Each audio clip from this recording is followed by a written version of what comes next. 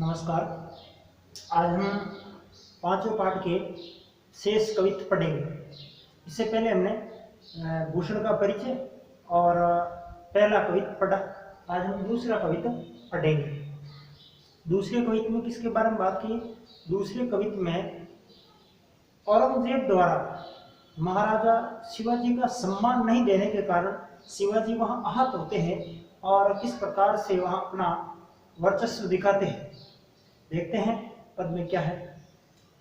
सबन के ऊपरी ठाडो रहीबे के जोग ताही खरो कियो छ हजारिन के नियारे जानी गैर मिसिल गुसेली गुसा धारी मन कीनो न सलाम न बचन बोले सियारे भूषण भनत महावीर बल कने लाग्यो सारी पातशाही के उड़ाए गए नियारे जियारे तमकले लाल मुख शिवा को निरखी भय साय मुख नौरंग सिपाही मुख पियरे। अर्थात जब औरंगजेब का मुगल दरबार लगता है उस समय बाकी सारे भी राजा आते हैं और उस समय शिवाजी भी वहां दरबार में जाते हैं, तो शिवाजी को वहां पर कोई ज्यादा मान सम्मान नहीं मिलता है और मान सम्मान का आहत होता है। सबन के ऊपर ही ठाडो रही में जो सबसे ऊपर खड़ा करने योग्य थे शिवाजी। मान सम्मान में सबसे ऊपर मान सम्मान उनका होना चाहिए या मान सम्मान में सबसे वरिष्ठ कह सकते हैं। ठीक है, सबन के ऊपर ही ठाडो, ठाडो को मतलब यहाँ शब्द देख सकते हैं, खड़ा करने, जो को मतलब योग्य, सबसे ऊपर खड़ा करने योग्य थे शिवाजी, जबकि औरंगजेब ने उतना स्थान नहीं दिया। ठाडो मतलब है खड़ा करने योग्य, खड़ा करने योग्य, खड़ा, और जो मतलब योग्य। ताही खरो कियो, और कहां खड़ा किया? ताही खरो कियो 6000 के नियरे। 6000 क्या होता है? बादशाह द्वारा दिया जाने वाला एक छोटा सा पद होता है। उस पद पर, या कह सकते हैं छोटे से पद, उस पद के ऊपर जैसे खड़ा किया या वहां पर उनको स्थान मिला। ताई खरो कियो 6000 के नियारे, 6000 के नियारे अर्थात छोटा सा पद। उस समय मुगल दरबार हुआ करता था तो वहां छोटे से राजा के जैसा पद हुआ करता था। 6000 के दरबार या 6000 के जैसे वहां पद पर खड़ा किया। जानी गैर मिसिल गुसीले गुस्सा धारी मन, और देख लेते हैं। गैर मिसिल अर्थात बराबर न होना, गैर मिसिल ये उर्दू शब्द है। गैर मिसिल गुस्सेले, वहां उनको बराबर सम्मान नहीं, बराबर नहीं माना। यानी गैर मिसिल गुस्सेले गुस्सा धरी मन, और जब बराबर का दर्जा नहीं मिला तो वहां पर शिवाजी को गुस्सा आता है, अर्थात क्रोध आता है। गुस्सेले गुस्सा, गुस्सेले और गुस्सा दोनों एक जैसे शब्द है, अर्थात वहां पर क्रोधी स्वभाव को आना या गुस्सा किया। नियर मतलब इसमें पास है, और गुस्सा धारण कर लेते हैं, गुस्सा करते हैं। जब मान सम्मान नहीं मिलता है तो ऐसा लगता है कि यहाँ आना योग्य नहीं समझा, या कह सकते यहाँ किस लिए है ऐसे।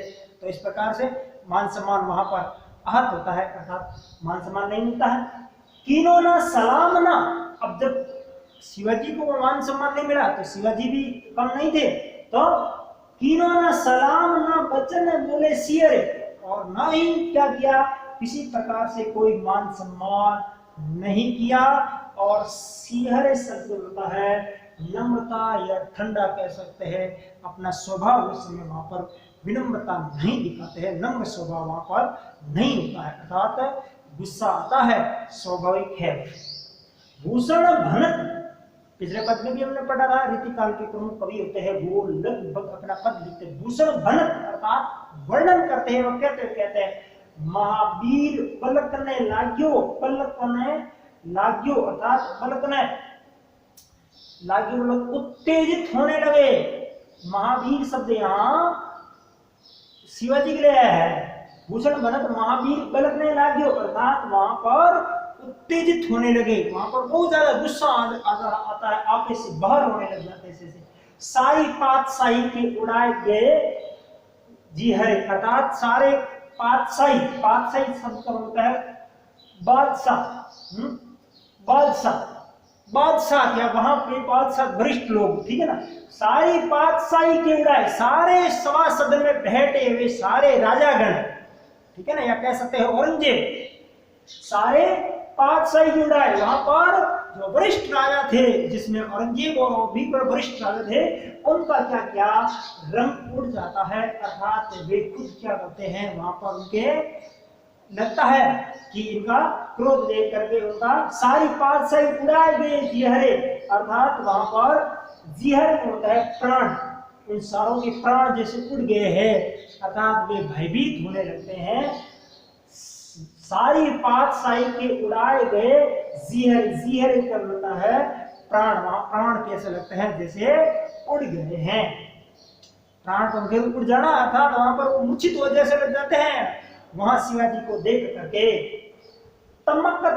तमकते लाल मुख शिवा को निरखी गए, और वहां शिवा को अर्थात शिवाजी के लाल मुख को क्या करते वो देख लेते हैं, और देखने के बाद में दो स्थिति आखिरी पंक्ति में तमकले, वहां पर तमक होता है क्रोध, और निरीखी होता देख करके, शिवाजी के क्रोधित मुख को देख करके, और क्या स्थिति बनती है, साय मुख नारंग, नारंग, नारंग शब्द औरंगजेब के रहा है, साय मुख, साय होता है औरंगजेब का मुख वहां पर काला पड़ जाता है, और सिपाही के मुख पियरे, और जो सिपाही है औरंगजेब के या सैनिक है या सेना है, उनके मुख क्या होते हैं, पीले पड़ जाते हैं। हमने टोटल सारे 8 पंक्तियां हैं, 8 पंक्तियों में 4 चरण है, उसमें हमने पूरा एक बार पढ़ लिया, एक बार हम इनको वापस रिपीट करते हैं। सबन के ऊपर सबसे ऊपर खड़े करने योग्य थे कौन, शिवाजी, और ठाडे शब्द ठाडो खड़ा करना, ठीक है, सबन के ऊपर ठाडो रहीबो के जोग, वहां पर ऊपर करना योग्य था, होता क्या है, औरंगजेब के द्वारा ताही घरों कियो 6000 के नियारे, और उसके उपरांत उनको 6000 बताया बादशाह द्वारा दिया जाने वाला एक छोटा सा पद वहां पर खड़ा करते हैं। जानी गैर मिसिल गुस्सीले गुस्साधारी मन, और गैर मिसिल बराबर का दर्जा जब किसी को नहीं मिलता है तो गुस्सा आता है, जिसका काम जिसका मान सम्मान उनके योग्य होता है उतना नहीं होता है तो उसको गुस्सा आना स्वाभाविक है, और उस समय शिवाजी को गुस्सा आता है, किन्हों ना सलाम लो, गुस्सा आता तो गुस्सा कहां निकालेंगे, ना ही तो बादशाह को औरंगजेब को नहीं तो सलाम करते हैं, और ना ही वचन बोले सिहरे, और ना ही मीठे या कह सकते विनम्रता से कोई वचन नहीं बोलते हैं, कोई मीठी बात वहां पर नहीं करते हैं, और अपना गुस्सा अपना आवेश कह सकते हैं चेहरे से दिखाते हैं। भूषण भनत महावीर पलकने राज्यो, पलकने का मतलब उत्तेजित होते हैं, अर्थात वहां पर चेहरे पर क्रोध ज्यादा है जैसे, ठीक है ना, और सारे बादशाही लोग उड़ाए गए सारे बादशाह, या कह सकते हैं उस समय जो सभा लगी थी उस दरबार में सारे बादशाहों के चेहरे होते हैं, या कह सकते हैं उनके प्राण होते हैं, ऐसे उखड़ गए, प्राण निकल गए, ऐसी स्थिति बनती है। तमकते लाल, तमक होता है क्रोध से शिवाजी का मुख लाल हो जाता है, और निखर हो जाता है देख करके, वहां कौन, औरंगजेब और बाकी सिपाही वगैरह देख करके, और औरंगजेब का मुख तो हो जाता है स्याही होता है काला, औरंगजेब का मुख हो जाता है काला, और सिपाहियों का मुख हो जाता है पीले, ठीक है। तो यह इसमें शिवाजी के मान सम्मान के आहत का वर्णन हुआ है जब औरंगजेब ने दरबार में जाते हैं। यह कवि छंद है, यह भी पहले वाला जो पढ़ा था ठीक वैसे कवि छंद का प्रयोग हुआ है। कवि छंद में पहले चरण में 16 वर्ण है, देखो ध्यान रखना, यह कवि था ना, यह वर्णिक छंद है, यह वर्णिक छंद है, और वर्णिक छंद में वर्ण गिनते हैं और मात्रिक छंद में मात्रा गिनते हैं। तो 1 2 3 4 5 6 7 8 9 10 11 12 13 14 15 और 16, तो हमने इसमें मिला 16 वर्ण हुए, ठीक है, मात्रा नहीं 16 वर्ण हुए। 1 2 3 4 5 6 7 8 9 10 11 12 13 14 15, इसमें 15 वर्ण हुए और 15 और 16 टोटल वर्ण है 31 वर्ण हुए हैं। यह वर्णित छंद है, वीर रस में लिखा हुआ कवित्व छंद है, रीति काल के अंतर्गत आता है। ठीक है, तो अब तक हमने इसको एक दूसरा पद जैसे पढ़ा है। इस पाठ में टोटल 5 पद है। आप अलंकार की बात देख लेते हैं तो इसमें भी अतिशयोक्ति अलंकार का प्रयोग होता है। अतिशयोक्ति अलंकार का मतलब होता है जहां पर कवि किसी बात को बढ़ा चढ़ा करके वर्णन करता है, या जैसे कह सकते हैं अपन सोचते हैं तो लगता है ऐसा नहीं हो सकता, तो अतिशयोक्ति अलंकार और अनुप्रांस उपमा, इन 2-3 अलंकारों का प्रयोग वह है। और उर्दू के शब्द है जैसे गैर मिश्रित से है, ऐसे उर्दू का शब्द का प्रयोग भी इसमें हुआ है। तो कुल मिलाकर हमारा ये दूसरा पद पूरा होता है। इसके बाद हम अगला पद देंगे तीसरा।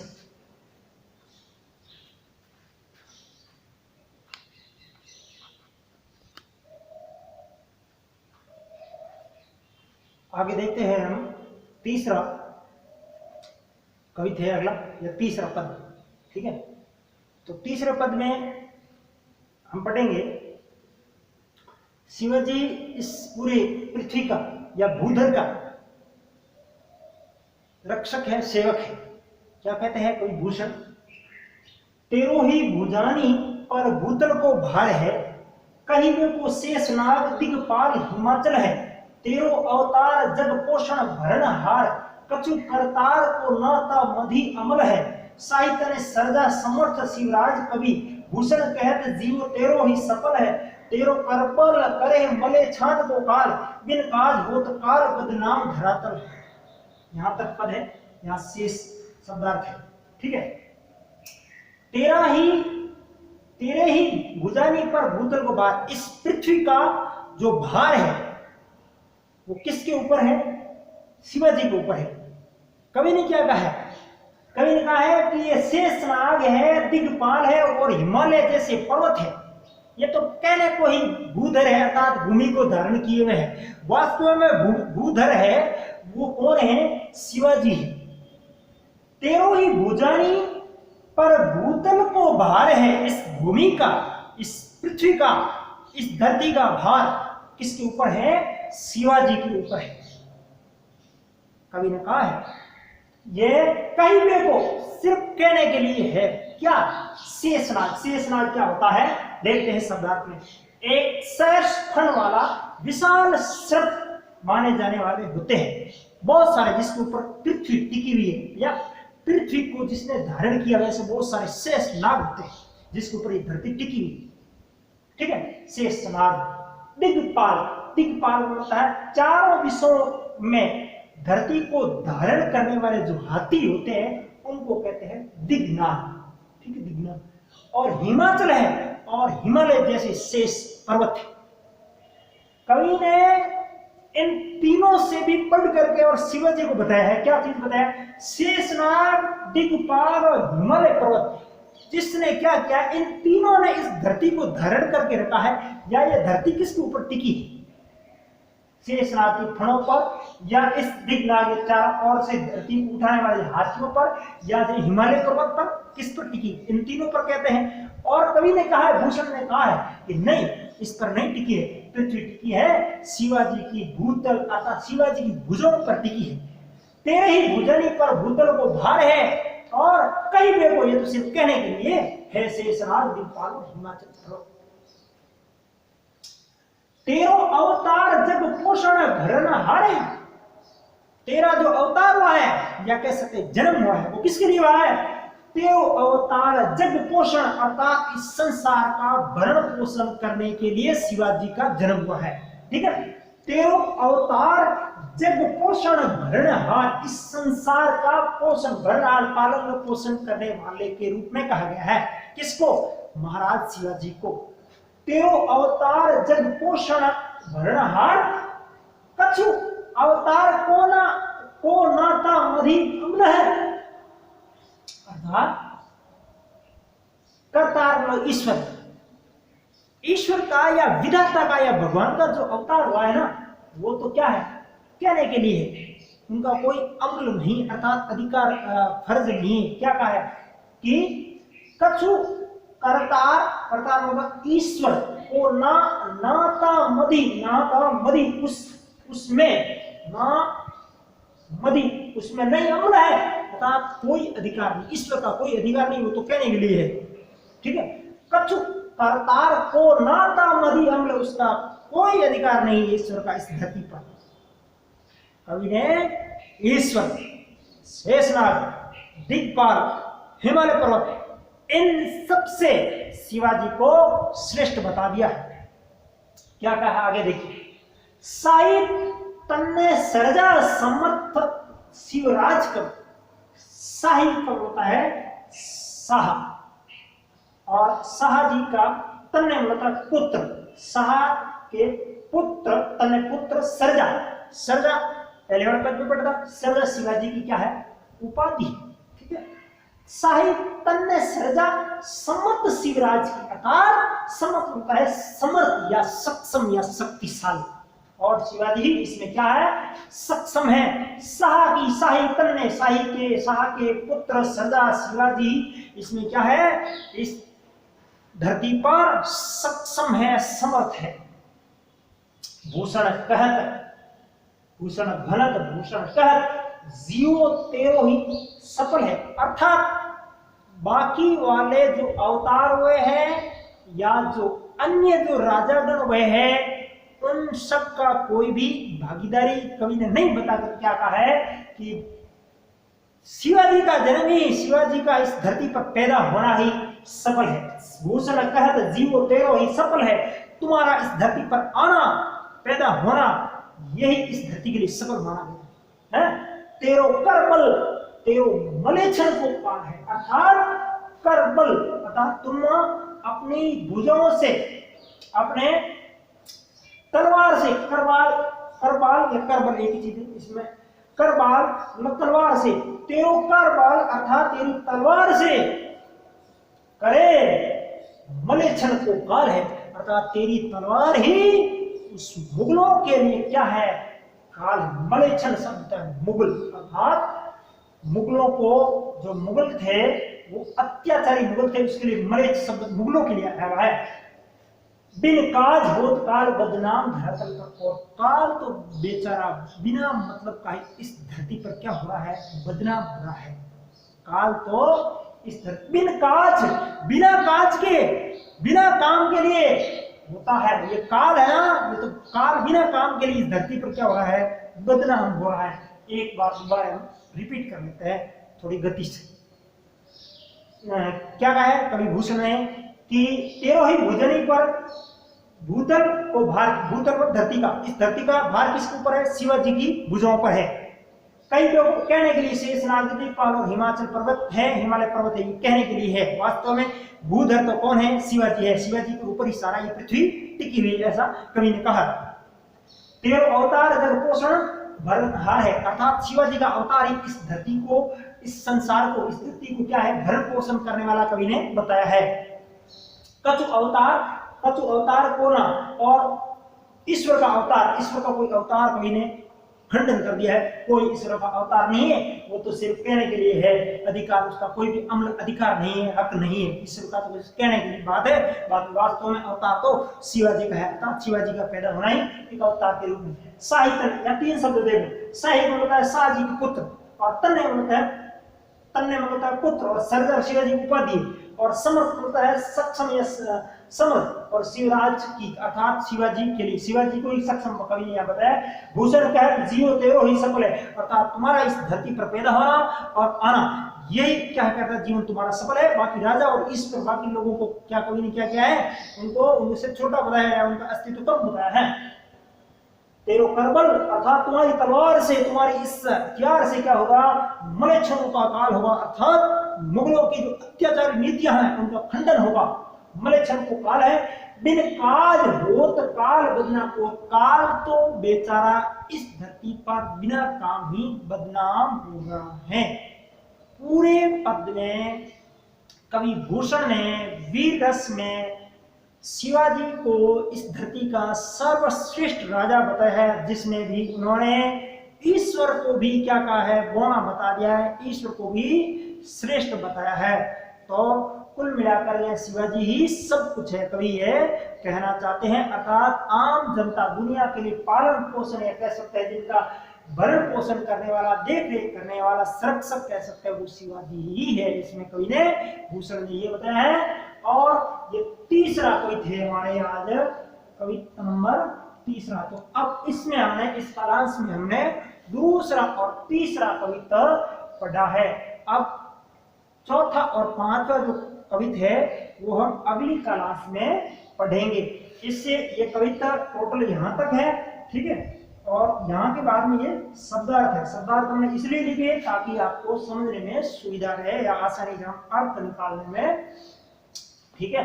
तो वीर रस में है, कवि छंद में है, पूर्व में बात अतिशयोक्ति अलंकार है, अनुप्रास अलंकार है और सरल पद है, ज्यादा हार्ड नहीं है। ठीक है, धन्यवाद।